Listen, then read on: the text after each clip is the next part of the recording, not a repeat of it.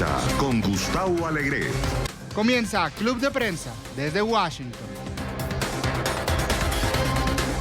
Bienvenidos, los saluda Alexandra Colón Amin. Esto es Club de Prensa a 2 cuadras de la Casa Blanca y hoy para hacer el análisis de la noticia nos acompañan Rafael Bernal, periodista de The Hill Latino. Rafael, bienvenido, buenos días. Buenos días. También con nosotros Alfonso Fernández, periodista de Agencia F. Alfonso, bienvenido. Buenos días. Y con nosotros Alex Segura, también de Agencia F. ¿Qué tal? Buenos días. Comenzamos en Ecuador, donde desde principios de mes se viven momentos de gran tensión. La adopción de nuevas medidas económicas por el gobierno del presidente Lenín Moreno ha desatado una gran ola de masivas protestas.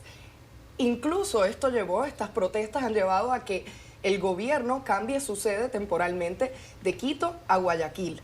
Ayer jueves, la Defensoría del Pueblo anuncia que ya van 5 muertos por las protestas. Rafael. Pues vemos aquí el clásico caso del Fondo Monetario Internacional. Va a Latinoamérica, les dice, oigan, ¿saben qué? Han estado gastando demasiado en sus programas sociales, tienen que recortar y recortan, digamos, con poco tacto, no como cirujano, más como con machete. Y el recorte provoca entonces unas protestas fuertes. Pero tenemos muchas ironías aquí. Por ejemplo, los subsidios a combustibles siempre han sido un subsidio a la riqueza y por consiguiente un impuesto a la pobreza. Y se usan mucho para fortalecer grupos políticos. Esta historia, digo, se podría contar en casi cualquier país de Latinoamérica, lo cual la vuelve muy frustrante. Y de ambos lados, tanto del FMI, de falta de tacto, de un gobierno que está tratando de entrar hacia la responsabilidad fiscal, haciéndolo mal, haciéndolo de una manera que provoca a la gente y tanto la oposición política que usa esto como para aventajarse. Sí, bueno, aquí lo que comentaba Rafael, ¿no? El FMI parece que vuelve a ponerse la careta del malvado, ¿no? en Latinoamérica, y ya no solo es en Ecuador, en Argentina estamos viendo como también hay un problema muy, muy importante y que no parece que las recetas del FMI hayan ayudado a recuperar la actividad económica, ¿no? También aquí en Ecuador una cosa interesante es que, como decías, es el tema de los subsidios de combustible, ¿no? Es un tema que se habla mucho ahora con la cuestión del cambio climático, etcétera. Y hay que ser conscientes de que cuando la gente habla de la importancia de subir las tasas a los combustibles fósiles, etcétera, eso tiene un efecto muy importante en la economía y sobre todo en el bolsillo de la gente, ¿no? O sea, este tipo de subidas, que por ejemplo algunos de los defensores de medidas muy tajantes a nivel combate contra el cambio climático, suponen una subida casi del doble del precio del galón de gasolina en Ecuador. Yo creo que esto no solo en Ecuador, en cualquier país se plantea esta medida y tienes a la gente en la calle de primera hora de la mañana, ¿no? O sea, creo que aquí se plantea una serie de factores que son muy interesantes para ver cómo puede evolucionar la cuestión económica en Latinoamérica y a nivel global, y toca este tema de las energías renovables o fósiles, que creo que este tema se va a repetir y se va a replicar en otros países. Sí, yo quería comentar una pequeña anécdota de la pasada asamblea de primavera del FMI, cuando tuvimos la oportunidad aquí con el compañero de entrevistar a Christine Lagarde, entonces directora gerente. Uno de los titulares que nos hizo ilusión, especialmente a él, fue la de el FMI ya no es el monstruo de Latinoamérica, ¿no? Y fue una historia que pues salió muy bien publicada en todos los medios, etcétera. Y ahora vemos, escasos meses después, la situación en Argentina, la inestabilidad política que ha creado, y ahora Ecuador, la escalada de violencia e incluso la salida de la OPEP, ¿no? La semana pasada Ecuador anunció que saldría de la OPEP a partir de enero del 2020, dentro del plan de ajuste, de intentar tener más ingresos y tratar de ajustar su balanza fiscal. Lamentablemente, cada vez que el FMI ha tratado de intervenir en Latinoamérica, han ocurrido situaciones de estas. El pueblo, el ciudadano de a pie es el que sufre principalmente las consecuencias y veremos. El cambio de sede para mí es muy notable, ¿no? Hablábamos con un compañero ecuatoriano antes de empezar el programa. Decía, mira, irse a Guayaquil igual ha sido la mejor decisión de Lenín Moreno, porque si no, en Quito lo matan. han habido historias de amenazas de muerte, etcétera. O sea, me parece que la situación está escalando muy rápidamente y veremos lo que sucede en las próximas semanas o días incluso.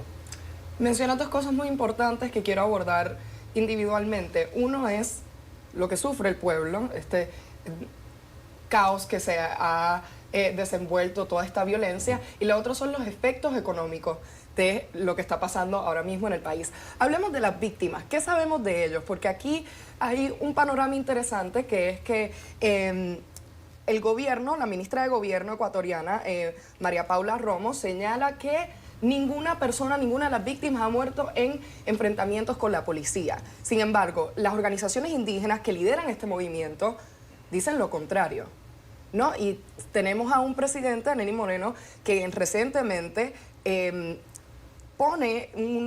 decreta un estado de excepción que le permite hacer un despliegue de las Fuerzas Armadas.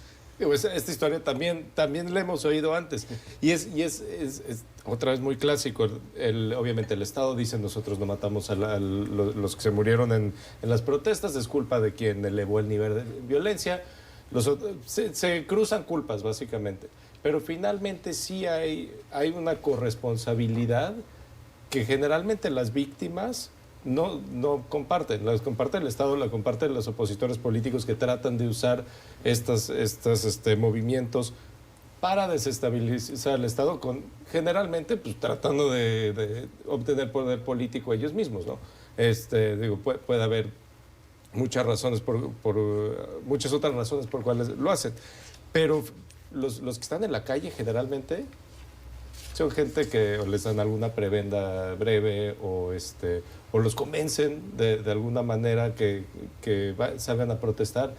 Generalmente son los que menos la deben y ahí están, y son los que la pagan más caro. Hablas de... No, solo quería comentar. Obviamente el gobierno siempre va a tratar de defender que la policía o incluso el ejército no ha tenido nada que ver, pero me resultó curioso uno de los argumentos de la muerte de tres de los manifestantes que se cayeron de un puente en Quito, ¿no? Digamos, o sea, ¿no? Estamos hablando de muertes de tres personas probablemente indígenas, porque una gran parte de las protestas están siendo lideradas por el movimiento indígena. Y vaya, justificar la muerte de tres de ellos porque se cayeron me parece un poco incluso una falta de tacto, ¿no? de respeto, como comentaba Rafa. Aquí hay otro dato importante a resaltar. Este estado de excepción le permitiría al gobierno de Lenín Moreno, si así lo estima necesario, censurar a la prensa. Y de hecho, una de las acusaciones que hace esta organización indígena, que se llama la Confederación de Nacionalidades Indígenas, es que el gobierno está ocultando el número de víctimas que realmente, o sea, estamos hablando de 5 personas muertas, pero que realmente se está ocultando el número de víctimas que podrían ser. Eso está por verse. Pero hablemos hablabas de desestabilización del Estado, ¿no? Y esto es una acusación que se ha hecho más allá de las personas que vemos en las calles. Lenín Moreno ha apuntado al gobierno de Venezuela, de Nicolás Maduro, que está trabajando en conjunto con el expresidente Correa para desestabilizar su gobierno. ¿Qué nos aporta? No, es muy interesante cómo en esta situación se recurre a ciertos como manuales habituales de gobiernos represivos, ¿no? En primer lugar, hablar de caídas, ¿no? Entre comillas, de los manifestantes para justificar muertes. En segundo lugar, apuntar a agentes externos, ¿no? En este caso Nicolás Maduro o Rafael Correa, ¿no? Que es como la némesis, ¿no? A quien se apuntan de todos los males. La cuestión es que esta crisis política, con la salida, con el traslado de la sede de Quito a Guayaquil, lo que Lenín Moreno reconoce, ¿no? Es una pérdida de control muy importante del país, ¿no? Porque tú puedes aplicar medidas que no son muy del favor de la gente, pero mantienes el control de la institucionalidad, ¿no? Cuando de repente aplicas estas medidas, por un lado dices que no, las vamos a mantener porque son indispensables, y a la vez estás en el aeropuerto agarrando un avión para irte a a la segunda ciudad, lo más lejos que puedas de las protestas, envía un mensaje de cierta debilidad, ¿no? Sobre quién está detrás de las protestas, yo creo que aquí en este caso está el pueblo ecuatoriano molesto por estas medidas aplicadas y, desde luego, la oposición y otros sectores, porque, claro, recordemos que Lenín Moreno viene o fue vicepresidente con Correa, ¿no? Sin embargo, a mí, lo dices, pero a mí no me cabe duda que Correa y la gente de Correa sí tienen algo que ver, porque las protestas no emanan, digamos, orgánicamente, ¿no? Esta imaginación que tenemos de casi de Revolución Francesa, que el pueblo está harto y se levantan y van a tomar la Bastilla, no pasa seguido. Y Rafael Correa sí está muy enojado y su gente está muy enojada de la traición de Lenín Moreno, de que Lenín Moreno agarró un gobierno de izquierda que realmente sí estaba alineado con Venezuela y con ese lado de la política latinoamericana, y de repente lo convierte en neoliberal. Esta conversión, como lo dijimos desde un principio, no tuvo mucho tacto y no está teniendo mucho tacto en esa conversión.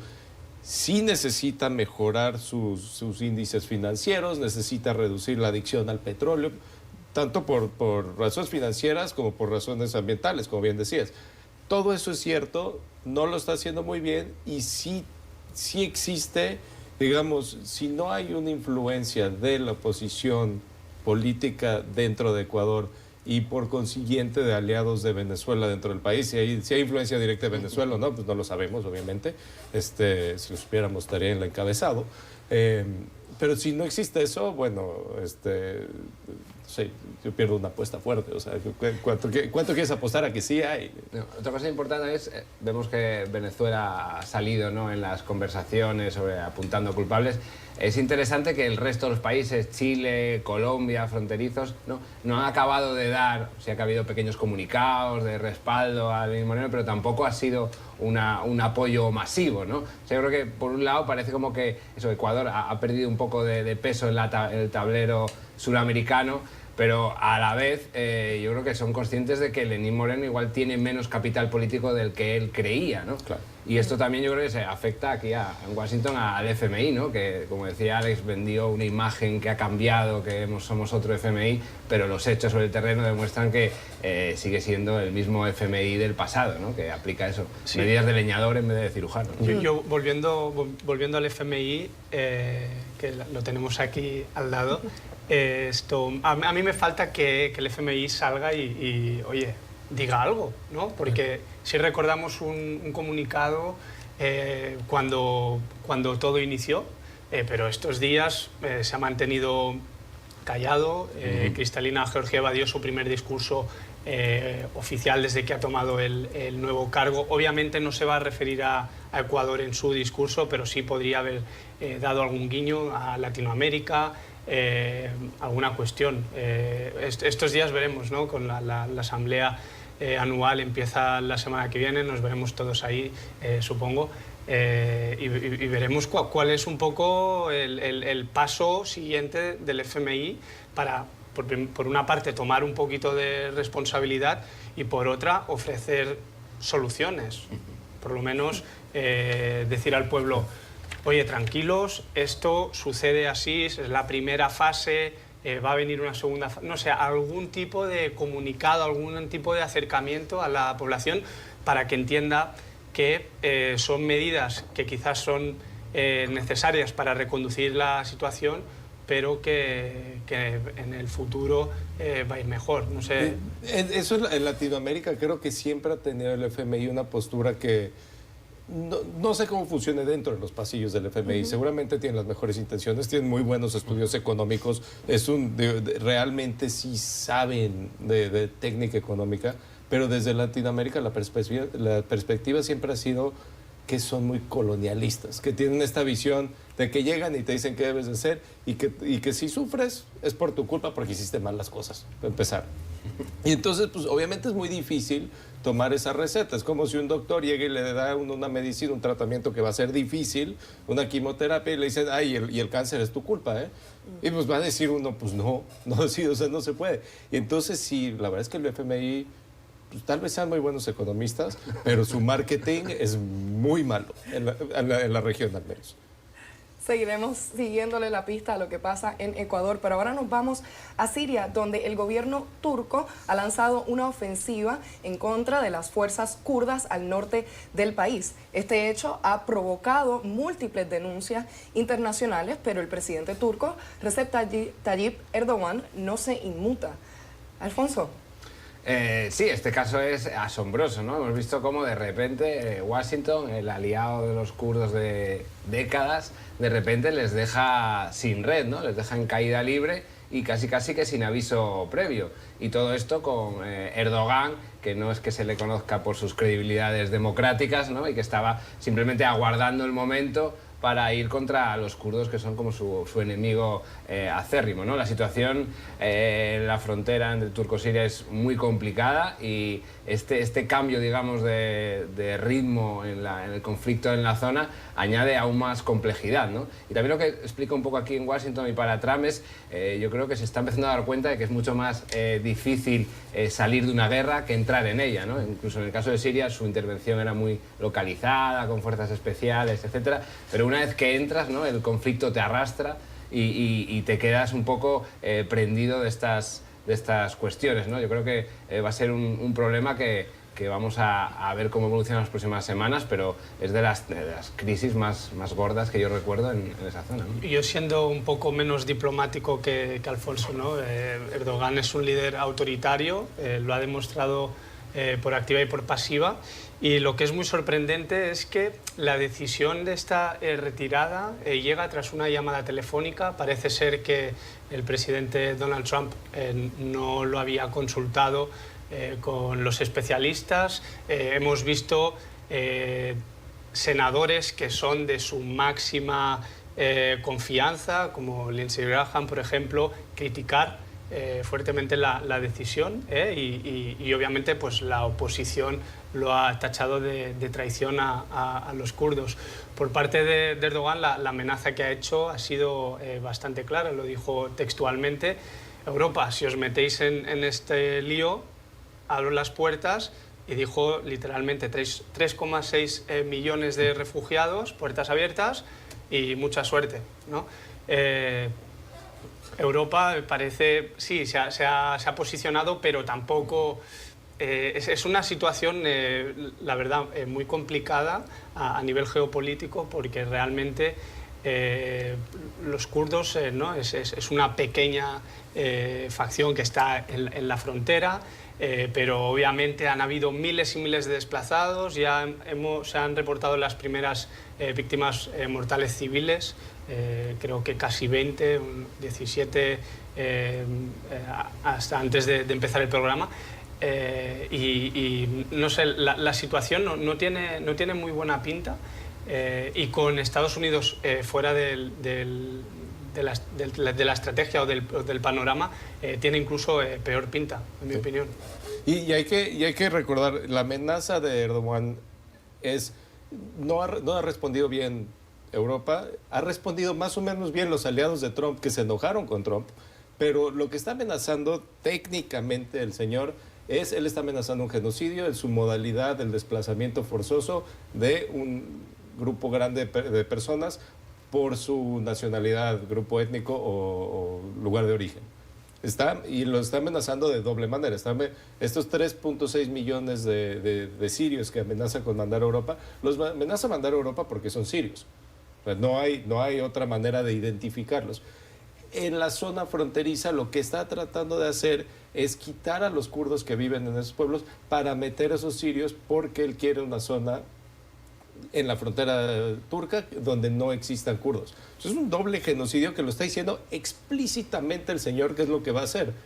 Y la verdad la respuesta ha sido bastante débil para una amenaza de ese nivel. Y algo curioso de Erdogan, él ha cambiado casi todo sobre la constitución turca, más allá del libro, digamos, pero sobre la constitución, de la forma de ser, de gobernar Turquía. Lo ha hecho más religioso, más conservador, el cambio de gobierno ya no es asegurado, el tipo quiere estar ahí de por vida, básicamente, pero una cosa que no cambió, que es algo que Turquía trae como lastre desde hace mucho tiempo, es esta lucha étnica en contra de los kurdos. Y por alguna razón, ese tema de de la pseudodemocracia que existía en Turquía no cambió a la, pues no sé, a la dictadura que existe hoy en día. Otra cuestión que pone de relieve este problema es lo que habla Erdogan, ¿no? De manera un poco cínica de si Europa no levanta la mano voy a abrir las puertas y todos estos inmigrantes o refugiados sirios que tenemos aquí en Turquía van a inundar Europa, ¿no? Aquí muchas veces criticamos la política de Trump, ¿no? Respecto a Centroamérica, pero realmente lo que ha hecho Europa con Turquía es muy semejante, ¿no? O sea, lo hecho es pagar una cantidad de dinero, 5.000 millones de euros, prometiéndoles a Ankara de damos este dinero si vosotros controláis este flujo de refugiados, pero lo que no queremos es que lleguen a Europa, ¿no? Entonces yo creo que a veces hay un doble rasero a la hora de criticar aquí al presidente Trump en su política de mano dura migratoria con Centroamérica y no nos damos cuenta, nosotros que provenimos de Europa, cómo a veces estamos replicando, con un, como decías antes, un marketing quizá un poquito mejor, ¿no? Que el del presidente Trump, pero al fin de cuentas la manera de actuar es muy similar, ¿no? Estamos pagando a otro país para que acoja a los refugiados que no queremos que lleguen a Europa Occidental, ¿no? Con este comentario tenemos que hacer una breve pausa, pero ya volvemos con más del análisis de los periodistas que hoy nos acompañan. Ya volvemos.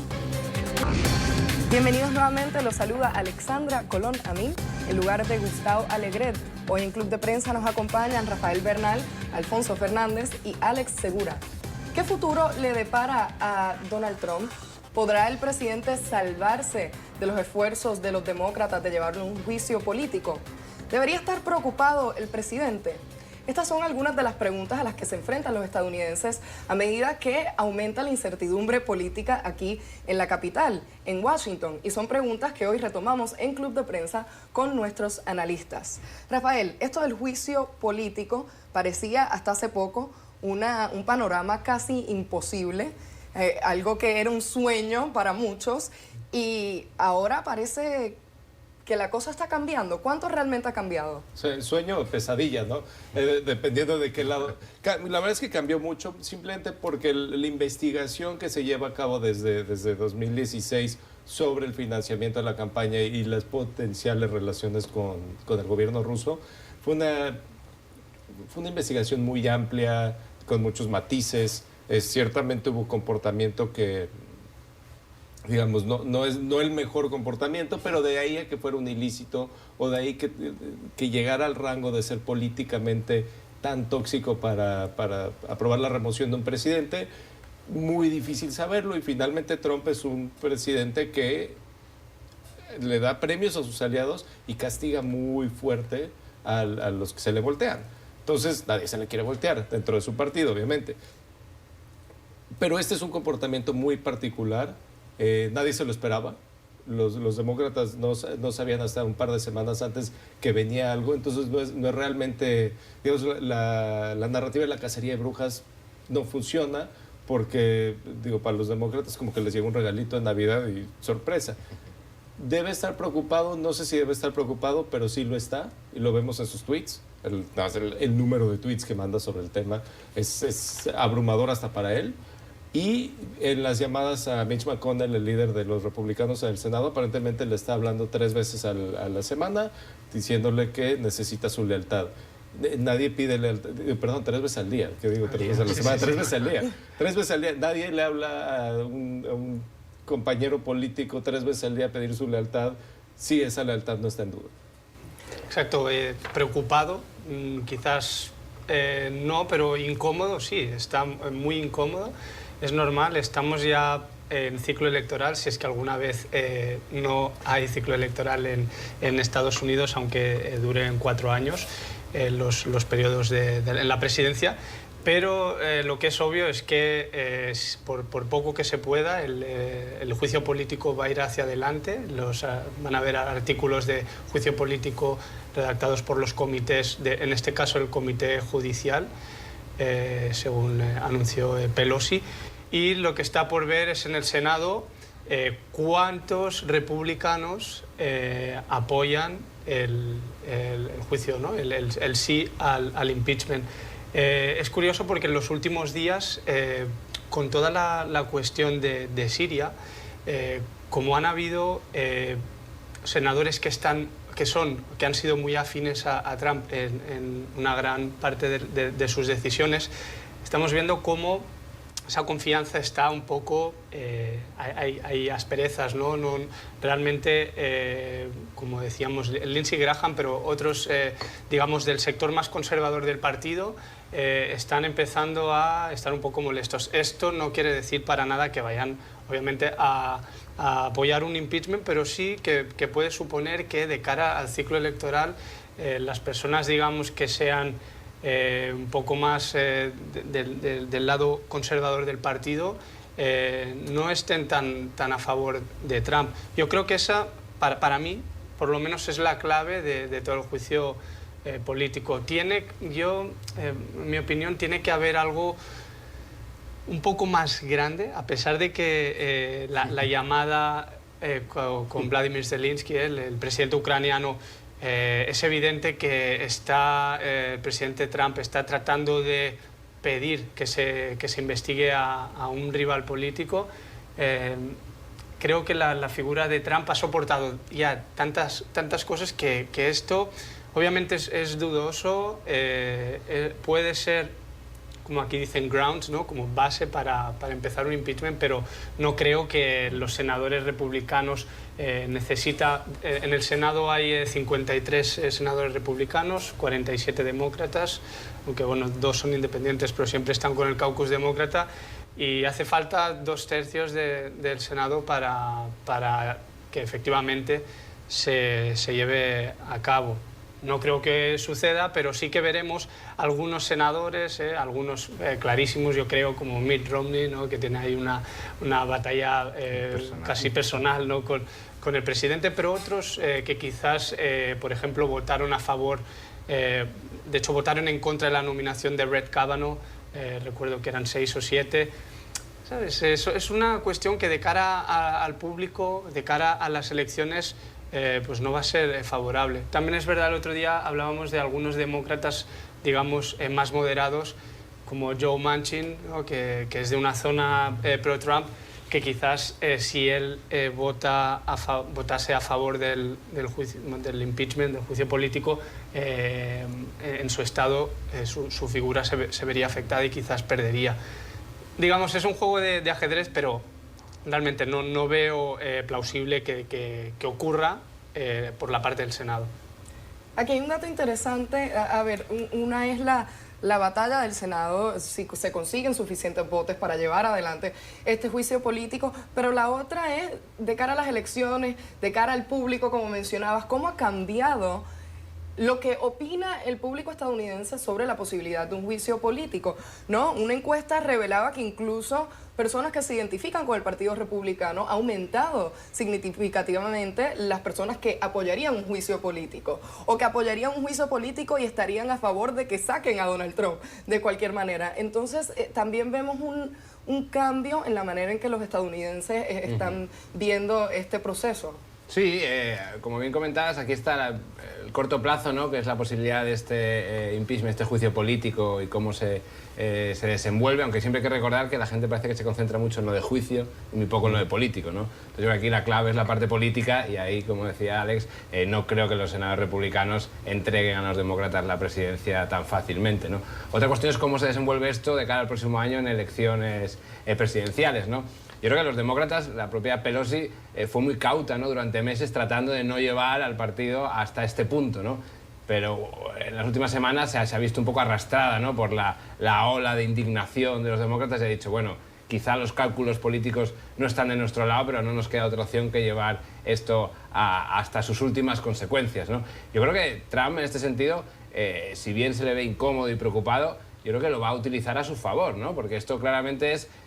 su planteamiento va a ser muy sencillo, es decir, aquí no hay más juicio que las elecciones de noviembre de 2020, ¿no? Ahí los estadounidenses podrán juzgar por ellos mismos sin que se vean forzados por los demócratas a llevar al país a una situación de fractura política o de crisis, porque claro, este es un proceso que dura su tiempo y genera una erosión, ¿no? También en los demócratas, no solo en los republicanos, ¿no? Entonces yo creo que es muy importante no solo prestar atención al corto plazo, sino a ver cómo esto afecta pues eso, a partir de febrero con los caucus de Iowa, etcétera, ¿no? Y el caso de Biden, ¿no? Que parece el vicepresidente y candidato favorito, ¿no?, a los demócratas, ¿cómo le puede afectar, ¿no?, salpicar este escándalo? Porque si bien está claro el comportamiento de Trump es algo asombroso, ¿no?, que llames a otro líder extranjero para decirle, oye, puedes investigar aquí Sí, a... no solo a uno, sino a dos, ¿eh?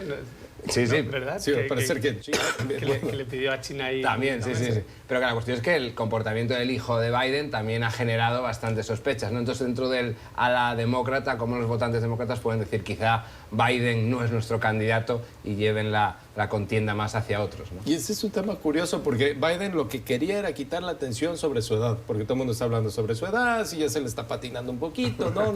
Y ese era el tema, y de repente sale esto de Ucrania.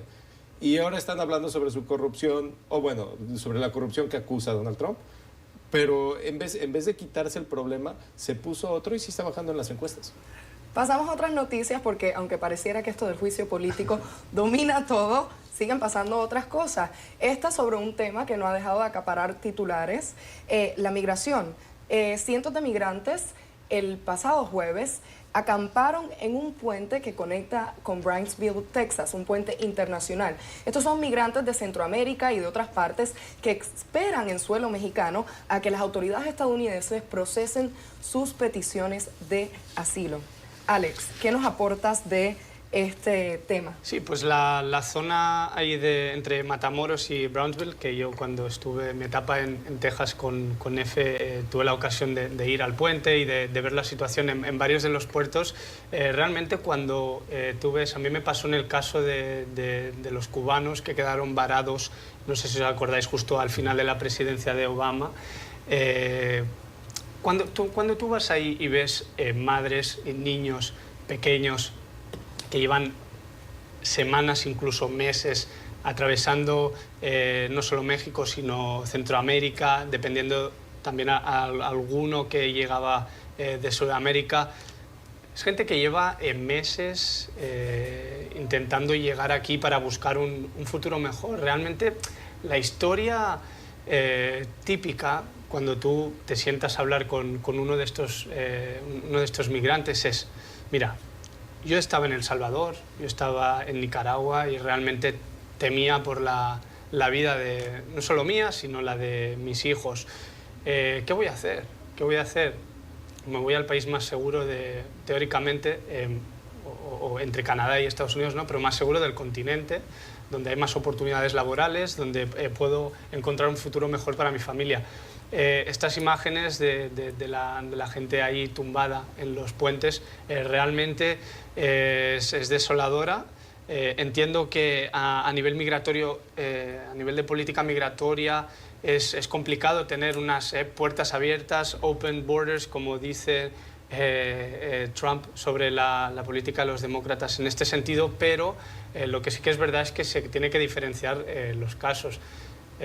Para mí, si puedes presentar un caso creíble de que estás escapando de un país donde hay violencia, donde te has visto amenazado, debería por lo menos haber un proceso para tú poder entrar en Estados Unidos y quedarte ahí, en vez de quedarte en la frontera de México, donde, perdonen, pero yo he estado en la frontera de México, en Nuevo Laredo, y literalmente he tenido que salir corriendo porque me han empezado a insultar, me han empezado a gritar y a perseguir.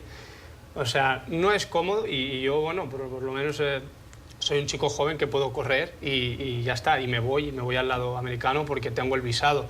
Pero tú imagínate una mujer con sus hijos, ¿qué le van a hacer a ella, no? Entonces...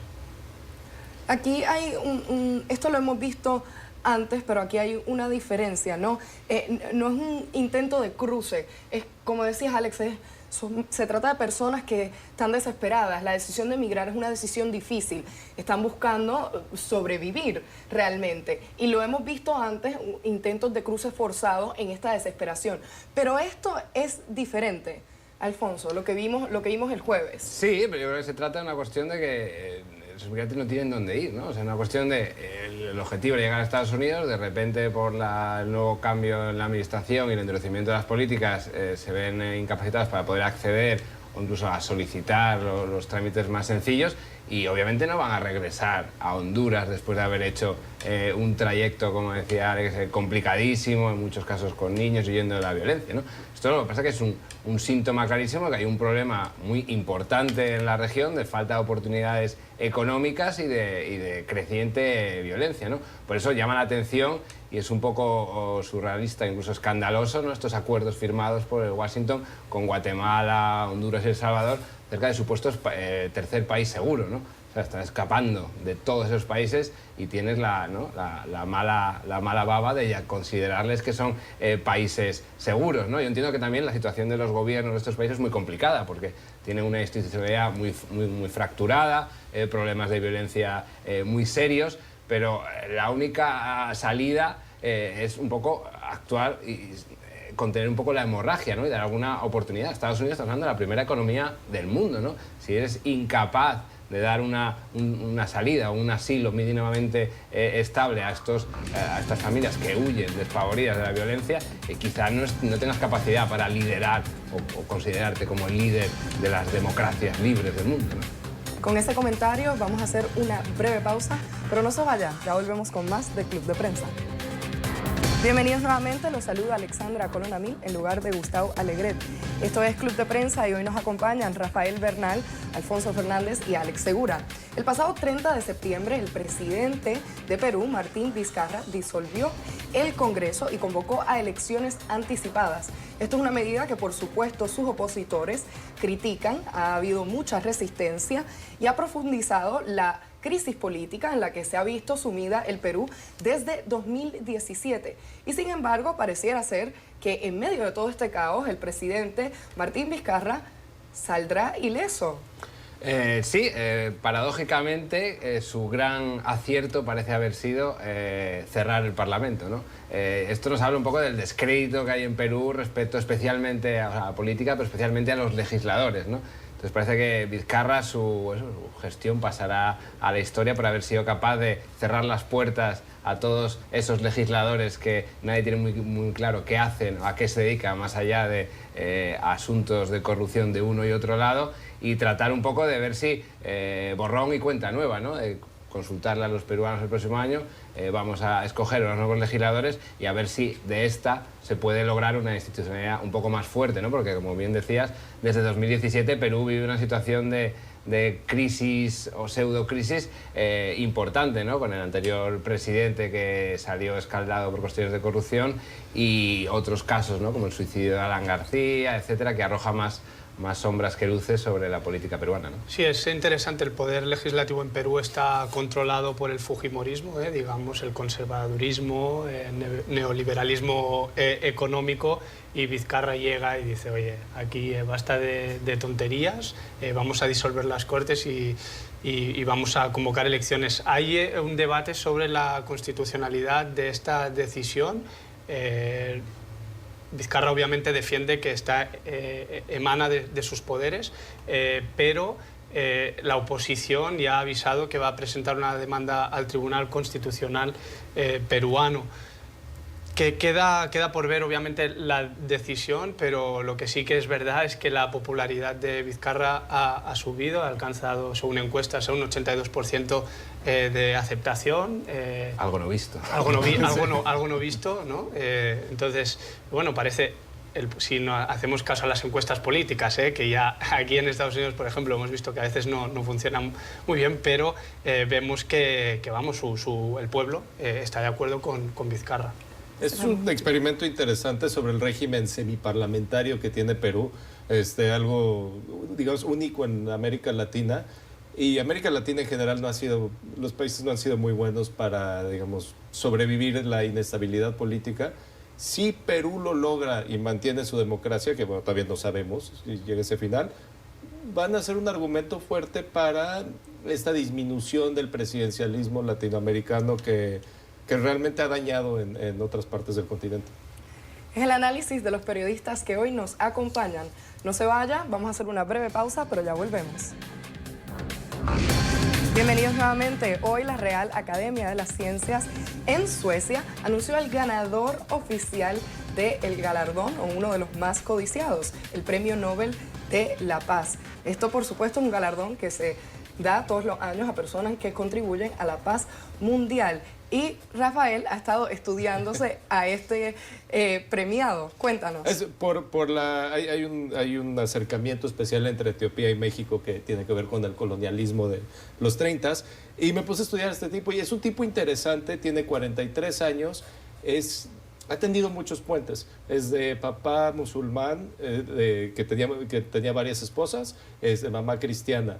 Es de una etnia que en Etiopía ha estado oprimida, pero él, estando en el ejército, aprendió a hablar la lengua de la etnia que es más chica de Etiopía, pero que está en control del ejército. Entonces realmente tiene, digamos, un pie en cada lado en muchas de las situaciones que dividen este país de más de 100 millones de personas. Uno de los temas más fuertes para Etiopía fue la secesión de Eritrea, el país que tiene al norte, y la guerra que le siguió. El presidente etíope, él fue teniente coronel del ejército etíope en esta guerra contra Eritrea. Él peleó la guerra y entró a sus 43 años después de una elevación política rápida y decidió rápidamente buscar la paz. Y finalmente el premio Nobel es un poco tal vez adelantado porque no sabemos cómo va a acabar este proceso, pero pues definitivamente es merecido como alguien que terminó con una guerra que causó mucho problema humanitario. Sí, luego esta semana se ha conocido también el premio Nobel de Literatura, ¿no? El año pasado no se dio por problemas de corrupción y escándalos internos en la Academia Sueca que añaden un toque novelesco al Nobel de Literatura.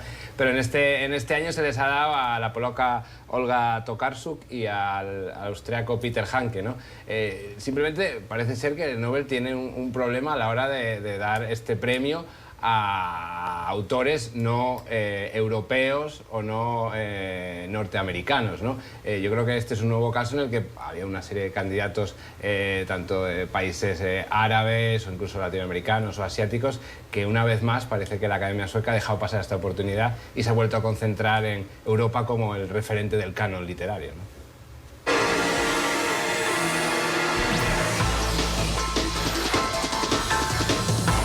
Y ahora, como todos los viernes, es hora de la mala semana.